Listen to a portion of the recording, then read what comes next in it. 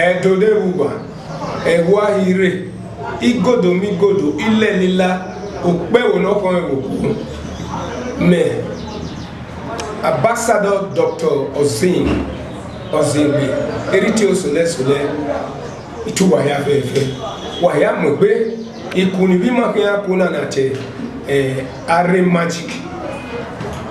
Ina hona won se eni edenederio me bareba ya wa me agbade aba sele area ya fefefe ogwe obioma la we no yoma oni me ga se o ga so mana ile matania we kugbe no ke we potokide no ke Africa country keke nwe kere nkede ni anoba turi moto awatu ka turi moto turi ni play wa hi o viwe bi obuka wayati wadoge Are Magic na metubi me ame kunu wa bedeni ya be si wonu wa be wa ya wa beri wa bifo gani kio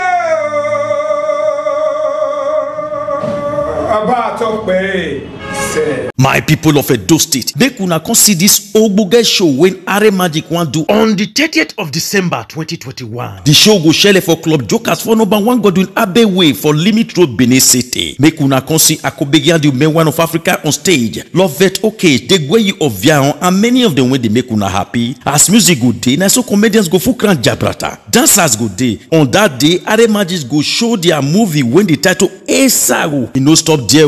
Are Magic go start this Ogboge program with football and snooker competition between Team Jokers and Team Are on the 21st of December 2021 for School of Earth, Dumes Road, Benin City. Hurry now, go buy your ticket for Ebezuzu Beddings and Lodges for plot 495 Country Home Road after Canada World Hotel, Benin City. Joy Beauty Hall 321C Upper Sakmomba Road, Benin City. SA Music Palace for number 143 MMW, Benin City. Also available at 126 Saple Road opposite NEPA Transmission, Benin City. The ticket categories na 3,000 naira for special seat, 7,000 for VIP, 20,000 for VVIP, 100,000 for golden table for 4. For sponsorship and inquiries, call these numbers 080-775-18934 or 081-475-65064.